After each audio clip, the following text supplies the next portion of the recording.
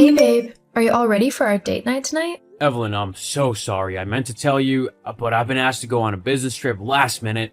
It's with a really important potential client for the company, and my boss really wants me to go and make a good impression. I wouldn't have said yes, but this could be a huge deal. If I get this right, I might even end up getting a promotion. Oh, that's okay. I mean, it's great that you might get promoted. You should definitely focus on that. We can always have a date night on a different night. Thanks, babe. I need you to understand. So when do you leave? Also, where are you going? Is this like a really long business trip overseas or something nearby? I actually need to leave within the next couple of hours. Yeah, I need to come and get my bag packed with all the essentials. It's not overseas, but it's a bit of a drive away. It's at a golf resort, which is going to be incredibly boring. You know I hate golf, but if it's what needs to be done to get this client, then so be it. Just try not to let go of your club when you swing it this time. Although I'm still impressed by how far it went. It might have been a new record. I was hoping you'd forgotten about that incident.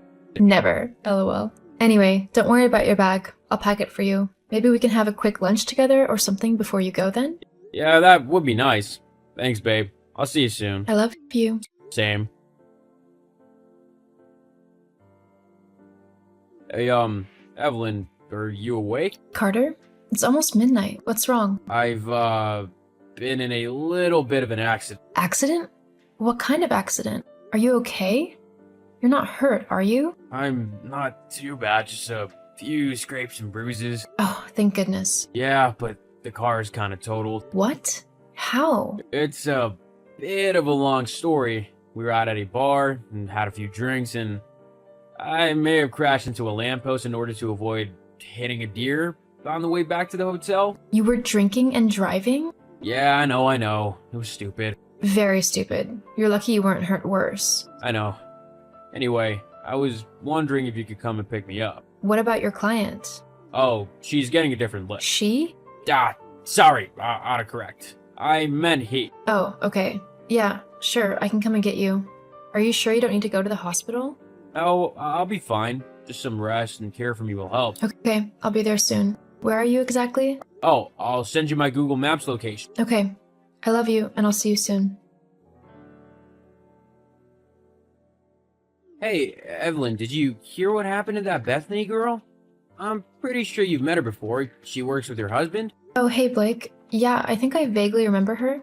What happened? Well, apparently she got into a really bad car crash. Wait, what? Yeah, apparently the guy she was with swerved to avoid hitting a deer and they crashed into a lamppost. Are you sure? Yeah, pretty sure. Scott just told me she'd called him in hysterics, asking for a lift back home. Where was she when it happened? Apparently she was on some weekend getaway with some guy she's been seeing, and they'd gone to a really fancy new spa resort a couple hours away. Obviously they'd gone out for a meal or something and drank a bit too much, and the guy crashed.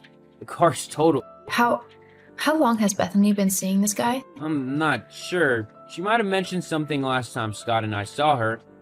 Maybe around 6 months or so?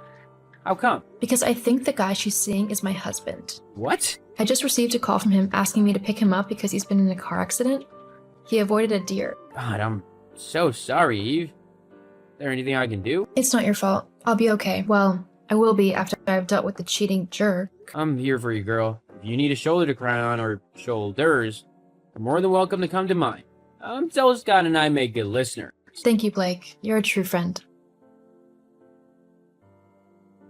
Cart, you there? Evie, are you on your way? It's kind of cold out here, and there's not really anywhere around to go and sit and get warm. I was just about to set off. Although before I do, I just wanted to ask you something. Yeah, sure. Anything. You know Bethany? My coworker? Yeah. Well, I just heard the strangest thing about her. Oh. What's that? Apparently, she just called up Scott in hysterics and asked him for a lift home. But the funny thing is that she was so upset because she'd just been in a car crash. Oh, wow. That is a coincidence. Yeah. The guy who was driving apparently swerved to avoid a deer, just like you did. Evie. Don't Evie me. How could you do this to me? I thought you loved me. We're married, for God's sake. Look, just calm down. I can explain. You can explain how long you've been cheating on me for. Evelyn, I don't think we should get into this over text right now. Just come and pick me up, and we can talk later. We can talk now. How long has it been going on? We've been seeing each other for 6 months now. Happy? Happy? Of course I'm not happy. My husband has been cheating on me with his coworker for half a year. I mean, you couldn't even make it original, could you? It couldn't have been some high-flying, enigmatic woman. It just had to be your boring coworker. Seriously? You're upset because she's my coworker? No, I'm upset because my husband is a cheating liar. Well, I mean, you can't really have expected this not to happen. What do you mean? Well, let's face it, you've not exactly been the best wife lately, have you? How haven't I? You'd never want to be with me anymore. We haven't been intimate for like months now. I have needs, Evie, and Bethany was happy to help whilst you weren't. If anything, you're the one who's gotten us into this mess. If you'd just been a good wife, I wouldn't have had to go looking for someone else. Oh my god, I can't believe that you're actually trying to blame me for your cheating. And for your information, I'm the one who has been trying to help us reconnect. I knew that the spark between us had fizzled a little, and I was trying to come up with ways to spark it up again. You're the one who always brushes me off with business meetings and work excuses. Now I know what was actually going on. Whatever, Evelyn. You're not gonna make me feel guilty over this. I did what I had to when you weren't willing to be the wife I deserve. I can't believe you right now. You know what? I'm glad this has all come to light. At least I can stop wasting my time on such a deplorable human being and start looking for someone way better. What do you mean? What does it sound like I mean? I'm leaving you, Carter. What? You can't do that. Why not? Did you really think that I would stick around after finding out what you've done? How you've treated me? Well, think again. I'm not an idiot, and I know I deserve someone much better. Someone who won't cheat on me when things get a little rough in the relationship. But... I mean, you haven't even told me that you love me for months, and now I know why. By the time you get back, I'll have moved my stuff out. I suggest you do the same, because I'm going to want to sell the house. Hang on, Evelyn. Let's not act too hastily. Too late. You've already done that and ruined everything. I'll be getting in touch with some lawyers tomorrow, and I'll be sending you some divorce papers. The house is in both of our names, so you can either pay me my half, or we'll sell it. You can't just decide that. Look, just come and pick me up and we'll sort everything out. It'll all be okay and we can get back to being together and happy. We can start again and just focus on each other, okay? I promise. Just like you promised to be faithful to me in your wedding vows? Look, there's nothing to fix here, Carter. You've made sure of that. Oh, and if you think that I'm coming to pick you up now, you're sadly mistaken. You can't just leave me out here. You can call for a cab. Or a walk might give you time to think about everything you've done. But I'm not about to come running to save the man who just broke my heart. Sorry, Carter, but you're on your own from now on. Goodbye. Evie, wait, I'm sorry. True to my word, I let Carter make his own way home.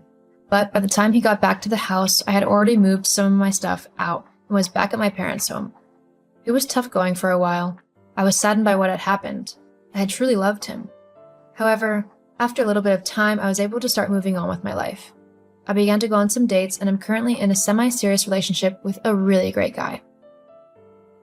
As for Carter, he tried to get me back, but I simply couldn't trust him anymore and told him no. Bethany also left him after she found a new and richer man to cling to. Carter, left with no one but himself, ended up quitting his job and moving. I hope that one day he finds someone whom he loves enough to be faithful to. Whilst he might have broken my heart, he was still my husband, and I want him to be as happy as I am now with my new partner.